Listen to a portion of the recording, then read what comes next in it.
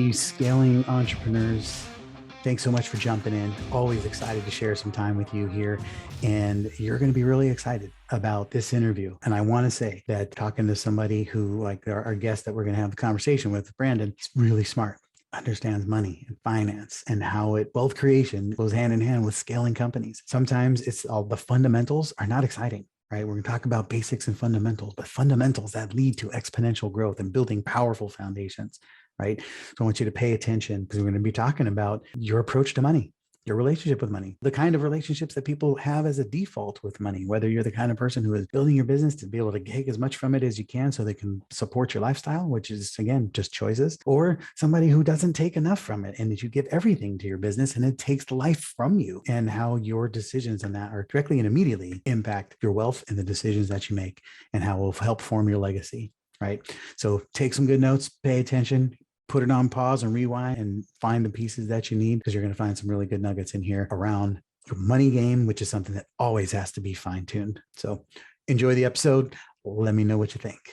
Hey, welcome back to another amazing episode of the Sales Team Ready podcast, where everything is possible, where there are no such thing as limits and obstacles, only opportunities, right? That there is nothing but the mountaintop to be reached. You are in the right place.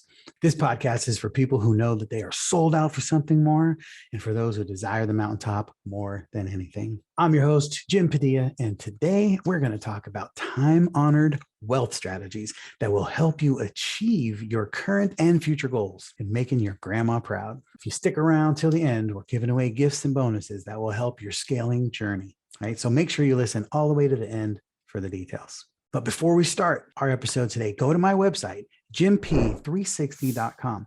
Connect with me there. You can find all of my social medias, my videos, our resources, what we have going on, promotions, how to hire us, how to work for us, and anything else, all under one location at jimp360.com. We're here to serve, make some magic happen. Make sure when you get there, hit that contact button, reach out to me and shoot me a text and let me know that you're here and you found me on the podcast. I would love to see what we can help you solve in your scaling journey. Let's dive in. Today's guest is an entrepreneur, a profit first and bank on yourself professional, a co-host of the Wealth Wisdom Financial Podcast with his wife, Amanda. They're a great team together. You should check that podcast out.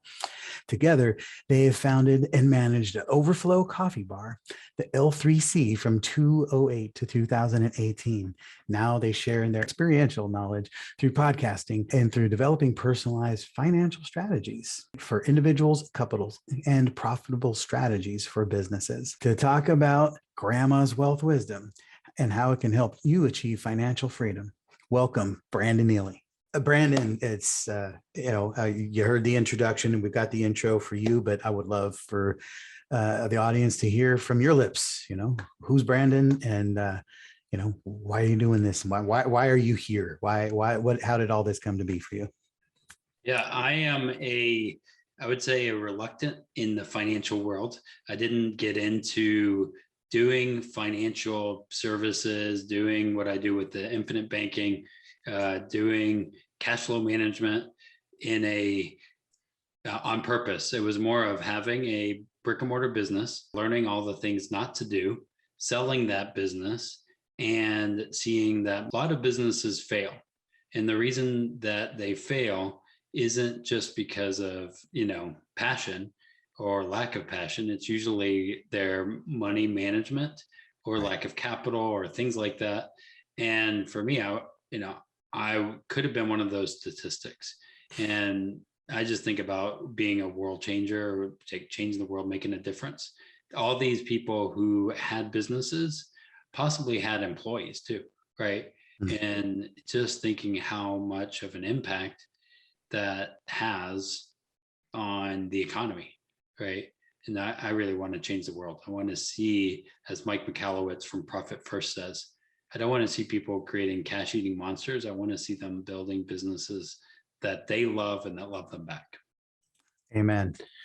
It's so important, right? I think too many times people get so focused on, we talk about a Franken business in our world, because most people designed a business to deliver a product, but they never designed a business to generate revenue or to produce profit or to create this, ideal financial plan or put money in the bank.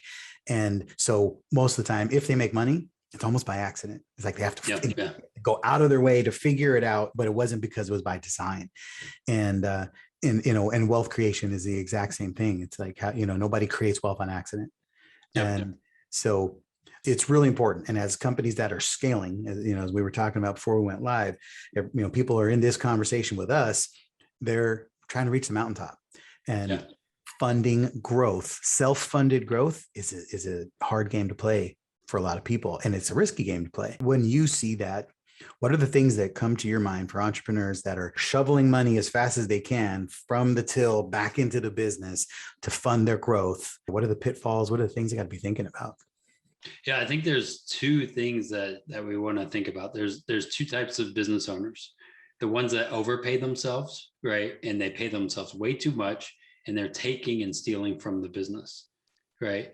And the other ones are the ones that don't pay themselves at all, and they keep creating a business maybe that isn't healthy, right? It's not, in that regard, it's not paying them fairly, right? And that was me, where my business name was Overflow, but yet I could not take care of myself. If my staff is making more than me, and if I'm not like putting those places of self-development and things like that into my budget, then I'm going to be in a bad place. It's kind of like exercise, right? You got to do those calisthenics things to make sure you're in a good, healthy spot as a business so you can grow. Right. So let's talk about that. Let's unpack that. So we have the business owner, and self-assess, guys, while you're listening to this here, watching, which one of these are you? Are you the person who has taken too much from the business because you want your business to fund your life and your lifestyle? And, there's no judgment in any of this. It's just being aware so you know how to navigate. Or are you the person who is afraid to take anything from the business and you just pour it all back in? And I've definitely have been that, not from a fear perspective, just from we'll take the profit later and, let's just keep feeding the machine. And so figure out which one you are. And then let's talk to the first person first, because I think that's fewer of our audience anyway. I feel like most people, number one, you're not going to be in business long if that's what you're doing. But well, and some of it's just image, right? We want to have the Instagram lifestyle, and you want to almost show that you've arrived as a business, right? And some of it, I call it, there's entrepreneurs and there's entrepreneurs. Right. There's the ones that are faking it, and they might be using credit cards all day long, right? Right. And some of them, even when people tell me I'm a 7-8 figure business, I'm like, I don't care. Like, I want to see how profitable are you? Yes. And are you paying yourself? Because I've seen Amazon businesses that are just not making, and that's the other side. But some people are just really, they think that it's just a cash eating monster, and they're not actually feeding the growth of it. For me, I just hired a marketing staff person. It's building more time so I can do more of what I need to do. Right. And because I wasn't overpaying myself, I'm able to build more time in that regard. Right. Does that make sense? Right. Yeah, well, exactly. Because you got to make sure that you're able to fund the things that allow your business to grow. Right. Mm-hmm. So you have to make sure that it's dedicated. And on that note, guys, just a side note is, even if you're the only person, let's say you've got 29 roles in your company, which is what we found to be the average, you might be all 29 of them. Yep. Start finding the roles and start doing the best you can to pay yourself in those roles, because at some point you're going to pay somebody else. So you might as well start putting the system, the process, and the revenue where, I pay myself for commissions on sales that I make. Right. Because when other people are selling them, they make the commission on that as well. I don't just go, oh, well, I'm the owner, so I'm supposed to just make this money. It's like, no, we have to pay it out. We pay ourselves on a lot of the resources. So make sure you're paying that, because ultimately I want you to pay somebody else, and you'll never pay that person if you've only been taking the cash and not paying yourself. There's a difference. Right. And if you think about reverse engineering, right? If you want to sell a business and you're not paying yourself, or you're paying yourself too much, that's going to impact the valuation of the business. And so again, reverse engineering, building backwards and creating positions that get you out of a job, really. Amen.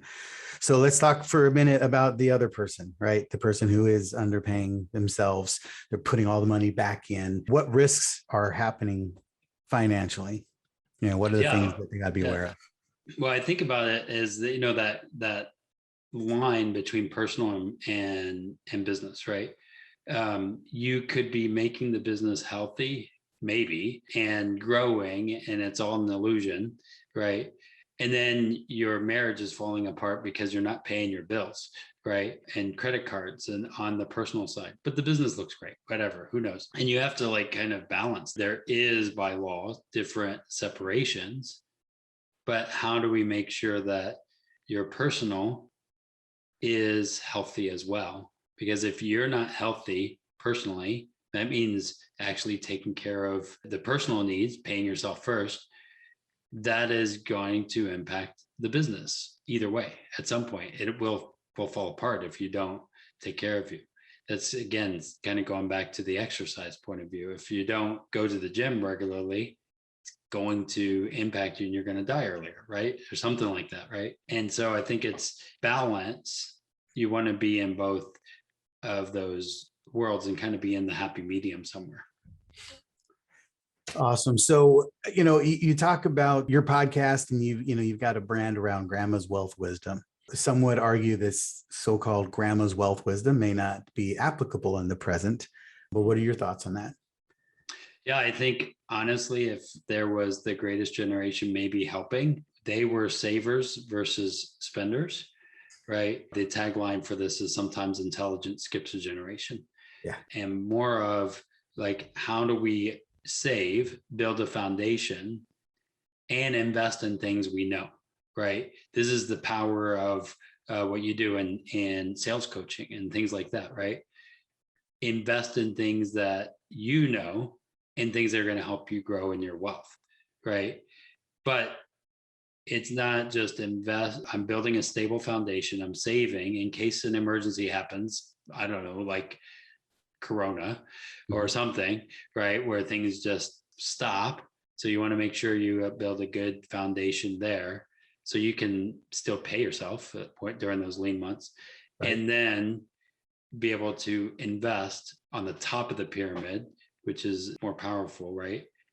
In things, like staff. Right. So what are the biggest nuggets that you get from grandma's wealth wisdom? Yeah, we are in the process of changing our name. When we first started this, we didn't feel like we were the smartest, right? At this. But then I'm like, man, I started a business and I sold a business and I actually understand cash flow. This is awesome. But we went into this because of being the saver mindset. Also, from some of the nuggets is the infinite banking strategy that I do. Right. They put their money in life insurance, right? They didn't even have the market as much, right? And so they built more foundations in place that they were able to use to buy things, right? They used their cash value in the policies back then, and people still do it. Like these are big companies that had life insurance, like J.C. Penney's, Disney, Croc, all those kind of things that had. These are companies that use life insurance to build their business. Got it. So I can hear people right now. I get that way too. I'm a visionary. I'm ADD, right? I'm not as detailed and focused on that stuff. I can hear people listening right now going, yeah. Talk to me about something that's really exciting though. How am I going to make $1 million with my investments or whatever? But you guys got to be paying attention because the big wins are in the small details. And so just pay attention here because I know Brandon's got some methodology that helps really balance and tie in your personal and business finances. Talk about your still method and what do people need to be really excited about and understanding how getting clear with this and what it'll do to change the game for them. Yeah. So first off, before I even get into the still method, I think about the inverse of it. And this is something we've thought about a lot. And it's what the world's in right now. It's in chaos, right? And you as a business owner, if you have chaos in your business, that is not going to help you build a wealthy business. That right? Does that make sense? So chaos is confusing. It's haphazard. It's anxious. It brings anxiety. It's overwhelming and it's stressful. Right. Right. None of those things are good. You need a little stress, like when you're going to the gym. Some of that is important, some little pushback, and that's in sales, right? You have some stress, you just keep going through a little bit. But overall, we don't want confusing, haphazard, anxious, overwhelming, and stressful, right? That's not good. And most people, I would say right now, feel that, right? And us as business owners, we need to be the rock, right? We need to be the solid foundation. So when crazy crap happens, we're solid, right? Those are the people that are going to make some money. And so the inverse of chaos is what we call the still method. Sales Team Ready podcast is sponsored by Gain the Edge. Gain the Edge is a sales acceleration company that helps people build systems and teams and strategies that help you actually have a business that is designed to generate revenue instead of just accidentally making it. Please check us out in the show notes because we have monthly workshops that are designed to help you get this in play. Visit the links in the show notes. And if you can't sign up for the one that's here, make sure you get yourself on the waiting list and we'll get you taken care of. What we call the still method.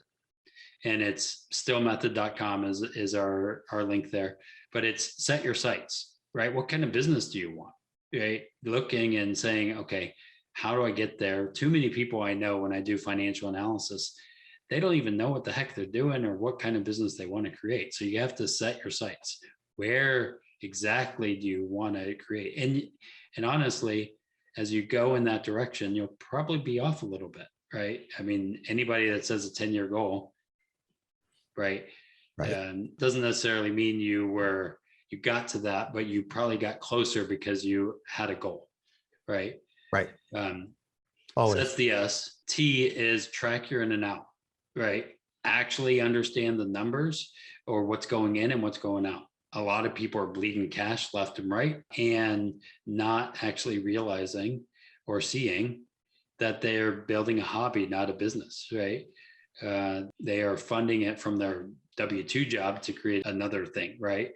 That's not good. So track, and it's the budgeting thing, right? People hate budgeting, but tracking is important. We do that with exercise, food, all of that. And what you measure and what you water grows, right? So that is important, right? To track.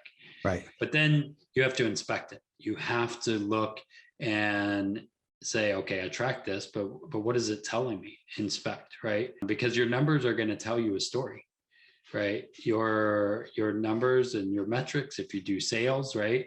Your metrics on social media, phone calls, all of that stuff says a story of what kind of business you're creating and what's the impact, right? So you want to inspect, then you look for 1% adjustments. We don't just get there overnight, like you said, but you make incremental moves, right? Looking for 1% adjustments, not 100%. We're not going to be Michael Jordan tomorrow, right? Or maybe never, but you do the 1% adjustments to get better at your craft. Because most of the people, if you're a new business owner, you probably suck in a lot of areas, right? That's why you hire sales coaches and other people to get better, right? And then the last L is live deliberately. Like you actually live out what you've seen, your goals, you're intentional. I will guarantee you any of the people that have done wealth, built their own wealth, not the ones that are like trust fund babies or anything like that, but they've probably been intentional in how they got there. For sure. Right. And then if you live intentional, it flows back into the still method, the S, set your sights, and you do this on a regular basis, right? Do that with your business partners and your spouses. And you can do this in how do I want to be as a dad? All that kind of stuff is using the still method. Got it. Just mention the names of them again. So this STILL, what are they? Yeah. S is set your sights. Okay. T is track your in and out, right? Track it. I is inspect your progress. Tracking without inspecting is pointless. Look for the 1% adjustments and live deliberately. Awesome. And I love that whole perspective because the stillness there's so many other metaphors and realities in that. I'm a man of God, and I roll with Jesus, and it clearly says so many times, be still and hear me, be still and know that I am God. It's like, you're not going to hear him while you're running a million miles an hour in chaos. Right. Well, and that's where it came from. That's what our business was a faith-based business. Overflow still came from, we used to be pastors, actually. It's just kind of weird, but it's doing some of these spiritual practices. And I was like, what about that practice with your money? And how do you do that? And we're like, oh, that sounds good. Why isn't anybody? Anyway, it did come from. Well, I think it's just so many different places in life, and with that makes sense. We're a fast moving company. We're fast growth. We have a lot happening. Everybody in our company is kind of living on the edge of chaos sometimes, and we are constantly pulling them back and saying, come back. Let's get still and let's look at the big picture. Let's see what's going on. We're not going to win this by running 5% faster. We're going to win this by being 5% smarter. So let's pull back and look. And that's as a business owner, like you as the business owner have to have a solid foundation, because your team is looking at you saying, this fire is happening, this fire is happening. And if you don't build that into, you're going to just be putting out fires and burn out yourself. So that's not good either. No, not at all. And it's something that we talk about a lot because it's super important. I mean, you have to understand that you may have fires in your business, you may have fires in your life, and they can lead to problems. But if you don't have your finances in order, then those problems can become crisis. And so you're always going to have problems and challenges that arise in your business, but they don't have to be devastating. And so what's the biggest outcomes? Give us a couple of nuggets and pieces of advice that help people really understand and how they can get control of the finances. Well, I think I just wanted to touch on this is you're putting out fires that you created, right? If you're a business owner, you've created the problem that you wanted, right? And so you're the architect, right? And so sometimes when I'm overwhelmed, I'm like, well, all of these like things that I'm creating these, and we get busier and we say, I'm so busy. I'm like, well, you created the busyness, right? So one of the things again is architecting when it comes to your finances, when it comes to doing the things that make sense, right? I recommend every person read Profit First as a business owner. It is a game-changing book that really is all about percentage based, right? So then I know for me, if I'm running at target allocation percentages, which is what Mike Michalowicz uses, right? If I'm running a lean business, 30% is going to OpEx, right? Operation expenses. And I'm running a business that is still paying me. I'm paying my taxes, because it's just amazing that people didn't realize they have to pay taxes on the money they made until later. It's just, anyway. So adopting that system, so then what you then double down on, because with the OpEx, sometimes we're spending money on things that don't even make sense, right? And you're like, wait, why? And so we have expense challenges, or we forget about the things that actually brought in the revenue. And so you have to double into what are the things that actually made us successful, and how can I put more fire to that using the 80-20 rule. Right. And if you know your numbers and you know the other side, that's just going to give you a better foundation to know how to grow and scale your business. And it's also important, guys. It's all, again, there's nothing that Brandon's saying here that is rocket science. And it's all stuff that you've heard before. But are you doing it? Are you doing it? Right.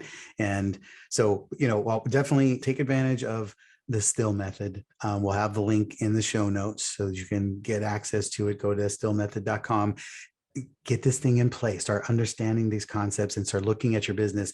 Dedicate time to look at the finances, look at the numbers. You have to have time in your schedule where you're examining what's coming in and what's going out, right? It's one thing to know it, it's another thing to do it. And you have to make sure that it's getting done. Sometimes when you're dealing with budgets and expenses and managing money, it's not sexy. However, having profit in your business, right, is damn sexy. Well, and one of the things I think about is, and why we created a community on Mighty Networks, And the reason was because, and it's easy, it's wealthwisdom.mn.co is our community. But we do this still session, like a still session where we'll go through it together, an Amazon seller to, somebody who's doing other kinds of businesses, where we take the time to go through that, right? Because here's the thing that happens in business. We're putting out fires. We're trying to make sales. We're doing all of this and we forget about the numbers, right? Right. We put that off until later, and then it's 6 months later, and we're not actually checking in on a regular basis and wondering what's happening, right? And so we, within that community, is saying, okay, how can we create a community where, you're not at a place that you can just hire a CFO to do all of it. You gotta and honestly, if you hire a CFO anyway, you should still probably understand what the heck they're doing, at least a little bit, so Right. they don't screw you or something. So anyway, that was something we've been thinking about, is like, okay, how do you have a community that becomes the CFO of their business, even though you Right. have to be the salesperson too, Right. and everything else, and the janitor, and who knows what. Amen to all of that. So Brandon, what else? What do we need to make sure? What do we not ask? What do we not say? What's the solid financial advice that we want to leave with the listeners and viewers right now? What do we need to make sure that they don't walk away from this with anything else? They walk away with this. I think one of the things is always be a learner, right? Don't assume that you know everything, in anything. Really is always questioning and learning, right? So when it came to like the infinite banking principles, there's people that say, oh, whole life is horrible, but really come at it at an unbiased position and see how those pieces fit into you. I don't know sales, right? Some people are like going into business and I'm not a salesperson. I'm like, every person is a salesperson, even if you're the admin, right? Because if you don't have sales, then they don't have a job, right? So like understanding those things and understanding how cash flow works. This is another thing I tell every business owner, is we're all in the banking business. How do you make sure that it's working for you? And they are the most profitable business in the world, by the way. So how do we do what they do? Right. Amen. I mean, we can talk about this all day because it's necessary and we need to. We're having a lot more discussions here about wealth creation, money, because money in business for some reason has just got a bad name. I mean, you're even in the culture wars. Capitalism's greed and money is like, people just have all the wrong perspective. And bottom line is, you need to have a really good relationship and understanding with your money, because your money is going to fund the things that will allow you to live the life that you want and be able to serve the people that you're called to serve. So you have to get good at it, because if you aren't good with it, you won't have it. And then you won't have many options of what else. That's the faith world, the nonprofit world. And you're like, all right, Jesus talks a lot about money. Right. And not the evil of it, but how do we go through it, right? And that's why again, the profit first model was kind of hard for me in the beginning, because I was like, no, people first, or something like, all that stuff. And I'm like, no, but I am being a profitable business means that I am actually employing more people and building a business that's going to make bigger impact. Right. How you deal with the profit, that's going to show more of who you are, right? Just amplifies. And so we need good people to make lots of money to change the world. Got it. Yeah, well, good stuff, man. I really appreciate the conversation. I love the work that you're doing. And, I encourage everybody to go check out their Still method, see how they can support you and really understanding getting your money in track and in order, so you can start funding your growth intentionally and having a better plan for how that happens, so that you're not having to reactively scramble for sales all the time. So thanks for being here. Glad to have you on, Brandon. We'll look forward to talking again. Awesome. Thanks for having me.